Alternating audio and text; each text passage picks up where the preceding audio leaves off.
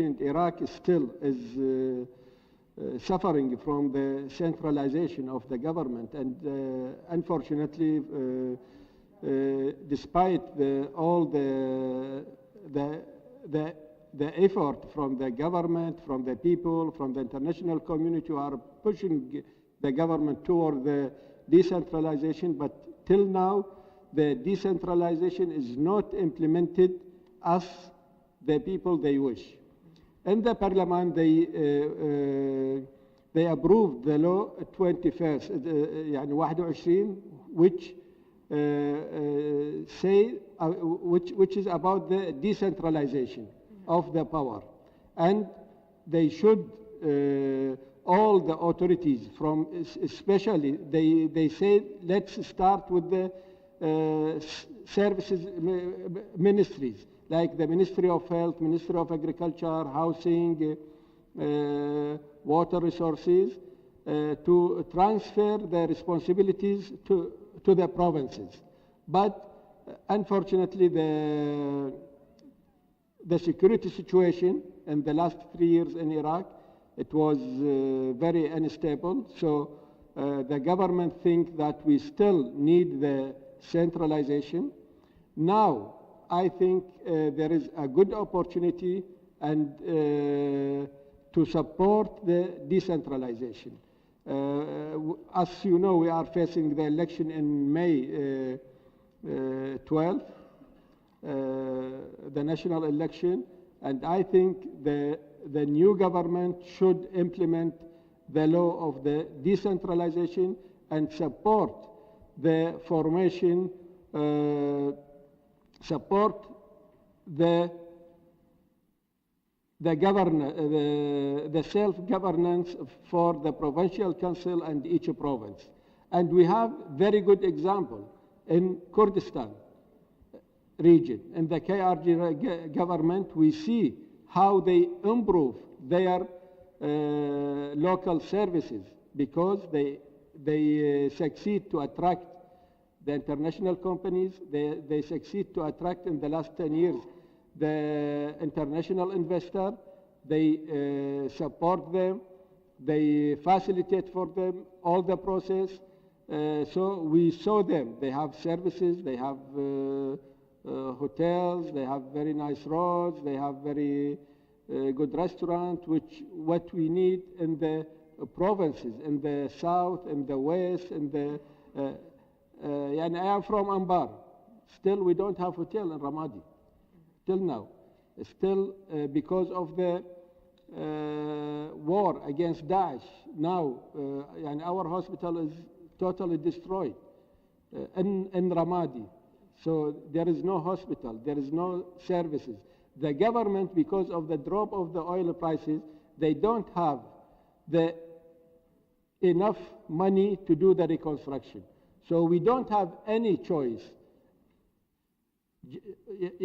The only thing we have in front of us to encourage the international private sector to come and start to invest and create jobs. Now, we have a lot of unemployees percentage in Iraq, a lot of graduated students without job. The government, they have over number of employees. And as you know, the IMF, they asked the government to decrease the number of the employees, not to hire new employees. So we don't have other choice. We need to encourage the private sector to create jobs, to create the competition between the people, between the local sector, and decrease the responsibilities of the government. The government of the central government. Of the central government, yes, because the central government, they have a lot of responsibilities. If they want to deal also with the local government, they will lose everything. And we saw how is the government in the last 12 years, they are not centralized and they are not decentralized. So we have a lot of mistake inside the government, inside the provincial council, and inside the total system in Iraq. Now we have a new phase. So we have to concentrate on to implement the laws. One of these laws is the decentralization. So we have to encourage the central government should encourage the decentralization. The central government also have to facilitate the process for the international company to come to Iraq. And we saw in the Kuwait conference in the last month, we saw the number of companies, the international companies who want to come to Iraq, who want to invest in Iraq, but they are facing a lot of problems. And they told us, we want to come. The Iraqi territory is very rich with the minerals, with the water, with everything, but we are facing four issues: the bureaucracy, corruption, and the logistic thing also, to get the visa, to all these things, and the lack of the private banking and the insurance company. We don't have strong private banking, and we don't have strong insurance company in Iraq. So I think it's the time to encourage the private sector. It's the time to encourage the international company to enter to Iraq and start the economic revolution in 2018 and 2019. The politicians in Iraq, I think, they want the economy to grow up. I think we have a prime minister. He is the most prime minister who encouraged the private sector, and he tried to facilitate the work of the private sector and the decentralization. But unfortunately, our system, the sectarian division in Iraq, killed any project in Iraq. Now, in the next election, I hope, the politicians, they have to look to the future of the Iraq, to the future of the new generation, to the future of the young people. They have to stop this sectarian division, that this ministry to the Shia, this ministry to the Kurd, this ministry to the Sunnah, they have to stop this. They have, if they want to do the decentralization, to cancel all the nomination for the ministries who are decentralized. They should not exist in the next government.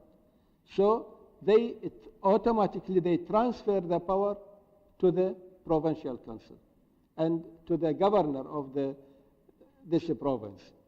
This, maybe it's difficult in this, but they have to start.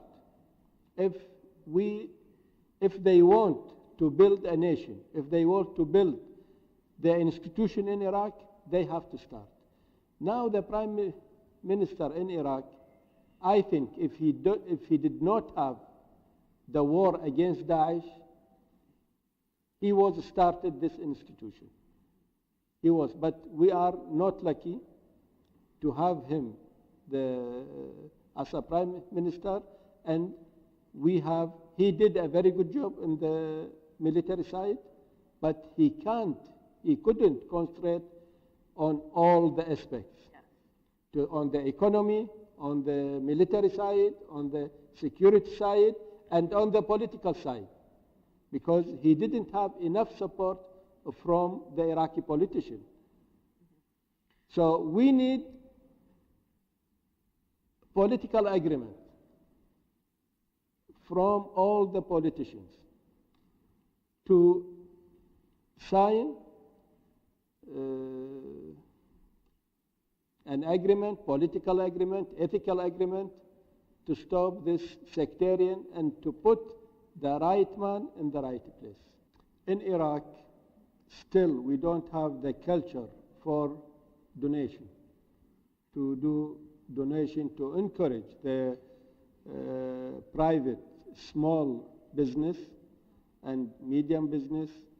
Still the citizen depend on the government, on the services, on the finance, on the everything. In the outside, in the West and in the United States, you find NGOs who are caring about the young generation, about the young businessman. In Iraq, we don't have this culture still. The NGOs, they are very limited, and their role is very limited, and they depend on the outside financing. We don't have the culture for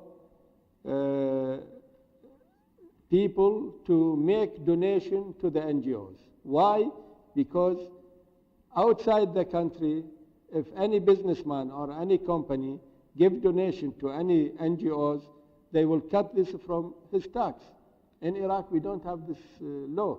So we have to implement this law to encourage corporate social responsibility. And instead to give the money to the government, to give it to the people, to help them. Other activities. Yeah, I think the private sector, they have to create something new in Iraq and to depend on themselves, not waiting for the government to offer for them facilities or something. They have to create a strong lobby to put the pressure over the parliament, to put the pressure over the government to issue the laws who help them to attract the international investor to Iraq. The Iraqi government, I think they are so busy with many things, and the investment is not their priority. But for the people, the investment is the first priority, because by international investment, we can create jobs for the young generation. The government, I don't think in the next three years will hire any one, because they don't have vacant places. So unfortunately, the private sector, they make the money inside Iraq and they go invest outside Iraq. This is also a very important point. You have to understand it. Now we have, if you go to Jordan, the biggest investor in Jordan, they are Iraqis. You go to UAE, the biggest investor also Iraqis. You go to Beirut also. They have to trust the local market. They have to trust the country who make the money from. So it's unfair. You make money in one place and you go spend the money in the other place. So they have to trust themselves. They have to trust their government. They have to trust the system. So by this way, the cooperation between the private sector, between the central government, between the central bank, and they have to stop the corruption. You know, I know very big investor in Iraq, very big businessman. They don't give one penny corruption, and they are very successful because they resist in the beginning to give $1 to any employees. They asked them, they took them to the court, they took them to the, everywhere. They try to stop their business, but they are resisting. They say, we do our job. We are a professional. We are contractors since tens of years, so we don't pay corruption. And they succeed. So also the businessman, they have to stop to give a bribe to the officials.